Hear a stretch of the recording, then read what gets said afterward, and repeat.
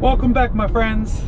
Now, if you're anything like me, you're often looking for ways not to ruin your life. In this video, I'm going to be telling you 3 things that, well, doing them might not ruin your life, but they'll definitely make you less happy. Avoiding the 3 things that I'm going to tell you about are a recipe for success. They're a recipe for running success, and dare I say it, they're a recipe for life success. This episode may seem like it's going to be like some Tony Robbins type stuff, and maybe it is a little bit, but this is going to focus on running, and since running is life, it's really going to help you in every area of your life. How's that for a well-rounded episode? My name's Matt, and on this channel I'm mainly talking about running stuff with a sprinkling of other stuff. I mostly talk about running, but when I want to talk about other stuff, I do. Sounds pretty compelling, right? If you like the sound of this type of content, hit that subscribe button and don't forget to check the bell icon so you're notified every time I drop a new video. Alright, I bet you're ready to find out the 3 things that will ruin your life. Are you ready? Let's go.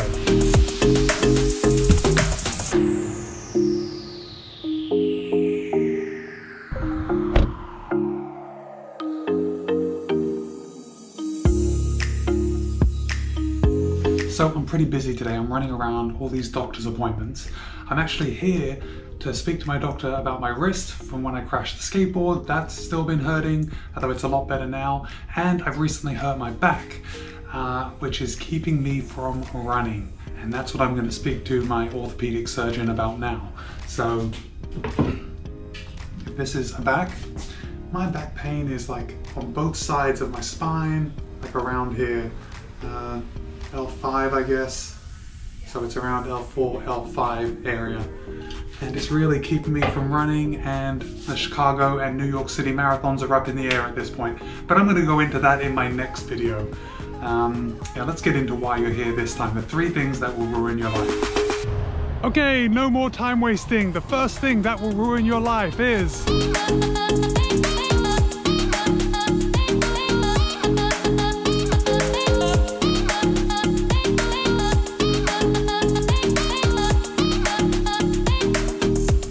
unrealistic expectations.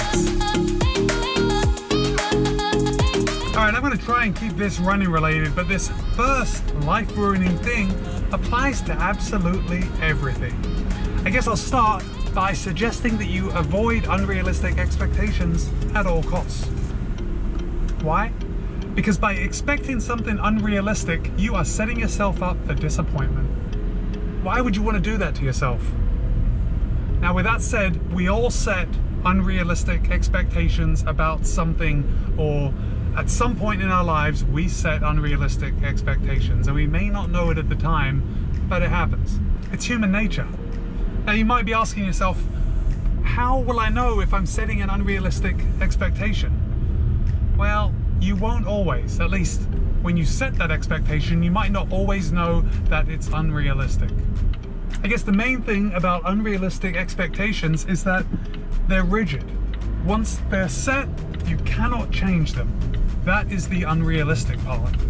So, okay, for example, let's give a running related example. Let's say you think you should run a 20-minute 5K. And let's say you run a 20-minute 5K in the past. So why shouldn't you run one again? Well, in that way, it is realistic to set that expectation. But what's not realistic, what is the unrealistic part, is if you're so committed to running that 20-minute 5K that nothing else matters. You don't take anything else into account. So let's just say it's super hot that day, or if for people that don't live in Florida, perhaps it's super cold. That can play a role in your performance. What happens if you're sick, or you're getting sick, you're coming down with something? What happens if you have a fight with your partner and you're mentally not there? All these things can happen, and they can play a role in your performance. So while it's okay to set goals, and it's okay to set specific goals, the unrealistic expectation part of it comes in when you're not willing to change those goals based on outside events or things that change that are out of your control. When I was a new runner, I used to do a lot of runs on the beach. So down here where I live in Florida, we have beach runs all the time. And I remember I ran a beach run and I was so disappointed with my performance that I didn't keep my race bib and I didn't even record the time of my run. So I record the times of all my runs, but for this time I was so disappointed that I didn't even want to record it and look back on it. So not only was I disappointed then because I thought I should be running faster, that's what I'm getting at, that's the unrealistic part. I'm disappointed 12 years later because I can't look back on that silly experience and laugh. Don't be like me. Curb your unrealistic expectations. So what happens if you're running to lose weight? You set a goal in mind, an actual number, how much weight you want to lose. Let's just say it's 10 pounds. Let's say you want to lose 10 pounds and you set yourself a deadline. I'm going to lose 10 pounds by such and such a date. Well, an unrealistic expectation comes when you put that number on it. So yes, it's okay to set specific goals, but let's say you get to your end point and you've only lost 5 pounds. Well, it would be a huge shame to be disappointed because you've still you've still lost weight, right? You've still made the changes necessary to lose weight. Now, just because you haven't lost the weight that you think you should have within that certain amount of time, that's irrelevant. And that's the unrealistic part. You've still got to celebrate. You've got to celebrate what you've done positively. So keep your head up, and I want you to set goals to lose weight, but don't beat yourself up if you don't reach a certain goal. Sometimes that's out of your hand. What about training? Okay, so some of us follow specific training plans when we're running. It's unrealistic to think that you are going to be able to follow that training plan to the letter, day in and day out, for the months that you're following it, because stuff comes up. It might be unrealistic to think that you are going to be able to get up every morning at 6 a.m. to get your run in before you go to work. Other things are going to come up, and you cannot be disappointed when it doesn't work out. You just modify it. You modify your training plan to fit your own life. I shouldn't have to say this, but this whole running thing, it's supposed to be fun. It's supposed to be a lot of fun, and it makes your life better. If it leads to disappointment, well, you might be doing something wrong. Write down in the comments if you've ever been disappointed because of missing a workout or missing a plan that you had set in place. I know I have. Unrealistic expectations can be eliminated by allowing yourself a little latitude with your running, with all your activities in life. The main thing is that unrealistic expectations, they hurt you when you don't allow them to change. That's the unrealistic part. Remember, you're not a failure just because you don't do something that you think you should.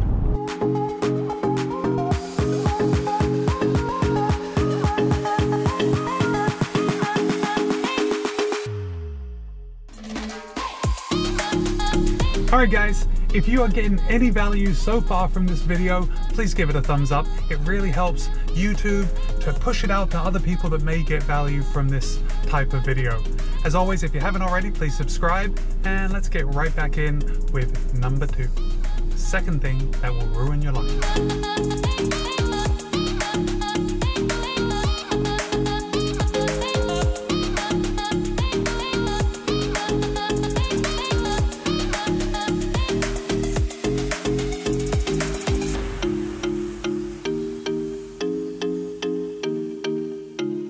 That's better. Back in the office and on to number 2. The second thing to avoid that will ruin your life. And number 2 is, don't compare yourself to others. This is a biggie and it's very difficult. Okay, it's extremely easy to compare yourself to others because we are just bombarded with comparisons every single day. We see all our friends, we see all our online friends, our associates. We see them online on all the social medias. We see stuff that they're doing, stuff perhaps we think we should be doing, stuff that they're doing better, stuff that we think we should be doing better. But it's important that we always strive not to compare ourselves with others. Now, we're runners. You and I, we are runners. And as runners, we participate in an individual sport, which means at its essence, we are only ever competing against ourselves. With that said, it would be a very boring race if we were only running against ourselves, wouldn't it? So it's also fun to get together with other runners, to utilize the social aspect of running. We get together, we have a chat, we go to races, we compete against others, and this is just compounded with race organizers organizing the results into age groups. So we are constantly being compared against not just ourselves and the people we're running with, but every 5 or 10 year increment that our ages are. So we're being compared on different levels all the time. Now this can be a very motivating thing. It can really be the driving force to kick you in the butt and get out there and perform better and to become better at your sport. But there's a toxic side to it too. The toxic side is comparing ourselves to others when it makes us feel bad about ourselves. And if you compare yourself to others and it makes you push too far, too soon, you could end up with an injury. Injuries aside, I think it's far worse to feel bad about yourself because you're comparing yourselves to others. We can't let anyone else make us feel bad just because they do what we enjoy better. Okay, let's bring it back to the 2018 Berlin Marathon. Amos Kipruto ran a 2:06:23. 2:06:23 for the marathon, that's insane! But it only earned him a second place spot. Do you think he was upset with that? Do you think he was upset that he got second place after running such a blistering time? No, because the winner was Eliud Kipchoge. And Eliud Kipchoge is arguably, I don't know if it's actually arguably, but he is the GOAT. He is the greatest of all time. And in the 2018 Berlin Marathon, Kipchoge finished 4 minutes and 43 seconds ahead of Kipruto. That's insane. Do you think Kipruto felt bad about coming in second place? No, of course not, because he gave it his best effort. I guess where I'm going is, and my main point is, that unless you're Eliud Kipchoge, there is always going to be someone faster than you. Always. It's not worth beating yourself up because someone else is faster or can run farther than you. Just don't compare yourself to others. I guess that's the nugget. That's what I want you to take away. Don't compare yourself to others because it's a losing game. You're never going to feel good about yourself because there's always going to be someone out there that can do what you like better than you. And that's okay, because we're only competing against ourselves, right? Okay, many of you may know that I love Strava. It's my social media of choice. But Strava can be a very dangerous thing if you compare yourself to others, because it's such a big social media worldwide that there are so many people out there and you're seeing so many awesome people doing great things that if you compare yourself to others and you get down about that, then you're never going to get out of bed. This would be a great time to follow me on Strava. That's my username, and I'll put a link in the show notes below. Are you guys ready to find out what the third thing that will ruin your life is? Okay, on to number 3. And the third thing, the number 3 on our list of things that will ruin your life. Number 3 is don't be a perfectionist. Okay. Perfectionism is an illusion.